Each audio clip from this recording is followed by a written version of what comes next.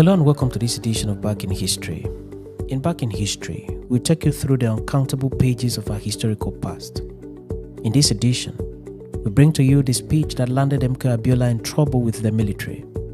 From this speech, Abiola lost his freedom of movement and freedom of expression and later lost his life. Welcome to this edition of Back in History.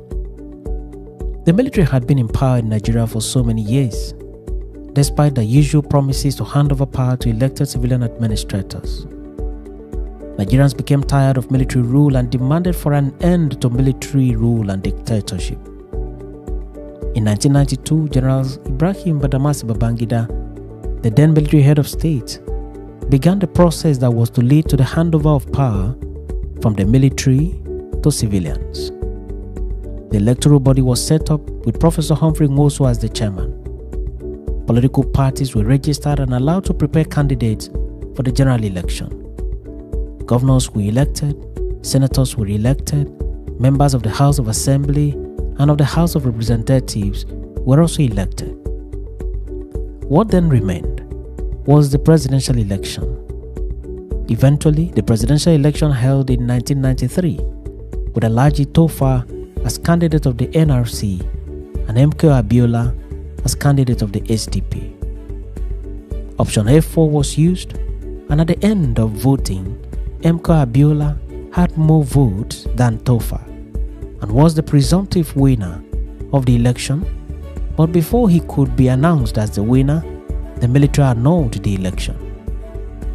Abiola then began a struggle for the actualization of what he considered to be his rightful mandate. Several meetings were held to no avail. Protests were made across the country to no avail still. In the midst of all this, General Babangida appointed Ernest Shenekon to serve as interim president of Nigeria. Following the appointment of Shenekon, Babangida stepped aside from office. Abiola's election did not even enjoy any further mention by the military. His election was at most a forgotten matter, at least for the military.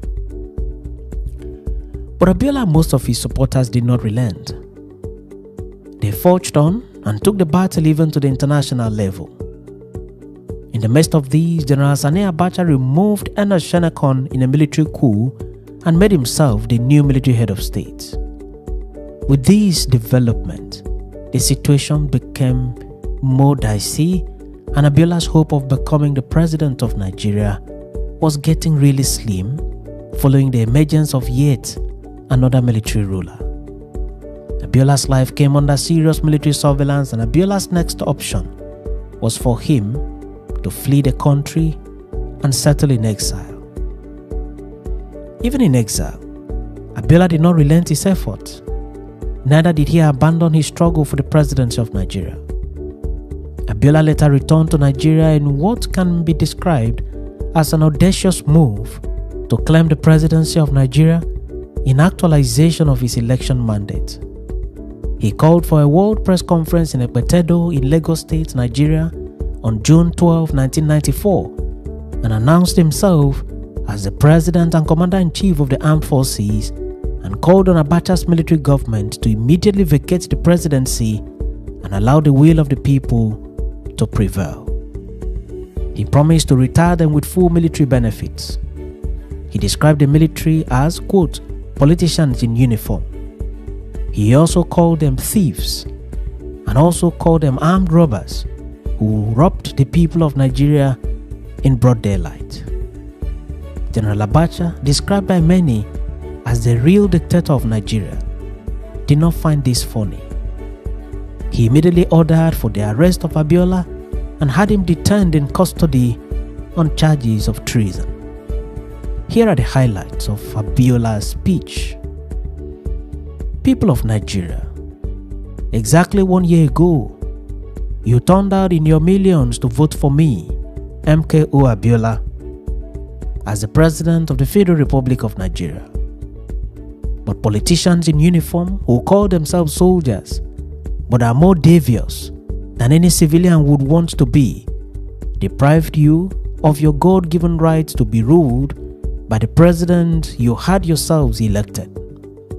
These soldier politicians introduce into our body politic a concept hitherto unknown to our political lexicography, something strangely called the annulment of an election perceived by all to have been the fairest, cleanest, and most peaceful ever held in our nation. Since that abominable act of naked political armed robbery occurred, I have been constantly urged by people of goodwill both in Nigeria and abroad to put the matter back into the people's hands and get them to actualize the mandates they gave me at the polls. But mindful of the need to ensure that peace continues to reign in our fragile federation, I have so far tried to pursue sweet reason and negotiation, unquote.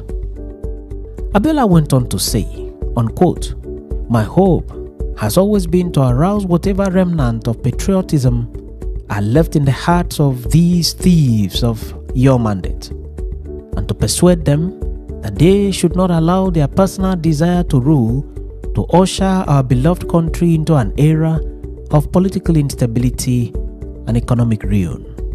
However, although this peaceful approach has exposed me to severe censure by some who have mistaken it for weakness on my part, those with whom I have sought to dialogue have remained like stones, neither stirred to show loyalty to the collective decision of the people of their own country, nor to observe Allah's injunction that they should exhibit justice and fair play in all their dealings with their fellow men." Unquote. He went on to say, unquote, "Appeals to their honor as officers and gentlemen of the gallant Nigerian armed forces have fallen on deaf ears. Instead, they have resorted to the tactics of divide and rule, bribery and political perfidy, misinformation and vile propaganda. They arrest everyone who disagrees with them. How much can we tolerate all this? People of Nigeria, you are all witnesses that I have tried to climb the highest mountain, cross the deepest river, and walk the longest mile in order to get these men to obey the will of our people. Today, people of Nigeria, I join you all in saying enough is enough. We have endured 24 years of military rule in our 34 years of independence. Enough of military rule. We are sickened to see people who have shown little or no personal achievement, either in building or private businesses or making success of any tangible thing, being placed in charge of the management of our nation's economy by rulers who are not accountable to anyone. Enough of square pegs in round holes.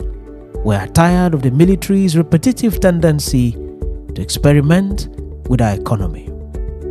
As of now, from this moment, a new government of national unity is in power throughout the length and breadth of the Federal Republic of Nigeria, led by me, Basharum MKO Abiola, as President and Commander-in-Chief. The National Assembly is hereby reconvened. All dismissed governors are reinstated. The state assemblies are reconstituted, as well as local government councils. I call upon the usurper, General Sani Abacha, to announce his resignation forthwith, together with the rest of his illegal ruling council. We are prepared to enter into negotiations with them to work out the mechanics for the smooth transfer of power. I pledge that if they hand over quietly, they will be retired with all their entitlements, and their positions will be accorded all the respect due to them. He went on to say, unquote, "I hereby invoke the mandate bestowed upon me by my victory in the said election to call on all members of the armed forces and the police, the civil and public services throughout the Federation of Nigeria to obey only the government of my national unity, that is headed by me, your own elected president. My government of national unity is the only legitimate constituted authority in the Federal Republic of Nigeria as of now. People of Nigeria, our time is now. You are the repository of power in the land. No one can give you power. It is yours. Take it. God bless you all. Long live the Federal Republic of Nigeria. Long live the Government of National Unity, MKO Abiola, Ekpetedo, Lagos State, Nigeria. End of quote. General Sani Abacha literally went mad at Abiola over the words employed in his speech and the audacity to return to Nigeria from exile and make such a speech in the lifetime of a military administration. Abacha ordered for his arrest and detention. He was immediately arrested and detained in solitary confinement for 4 years with only a Bible and a Quran as his companions. It is reported that he was guarded on a daily basis by not less than 14 soldiers at a time.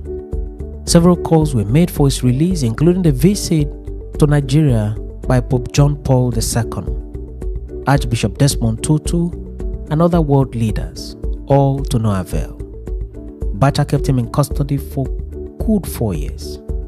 It was indeed frustrating for Abiola, who neither actualized his dream of becoming Nigeria's president nor regained his freedom for an unbroken period of 4 years.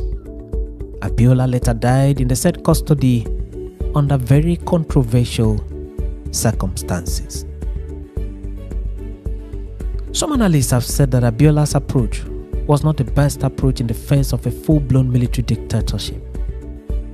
That even in his prepared speech, the words used in describing the military were words that were surely going to pitch the military against him seriously. Others have said that he unwittingly played himself into the hands of the military, who were always looking for words to use in arresting him. Others have also said that the situation at the time called for the making of Abiola's kind of speech. Whatever may be the best analysis of the situation, what remains indisputable is the fact that, following the making of this very speech, MKO Abiola lost his freedom and later paid the supreme price with his life. Many thanks for watching this edition of Back in History, and do remember to subscribe to the channel and follow the channel for regular notifications.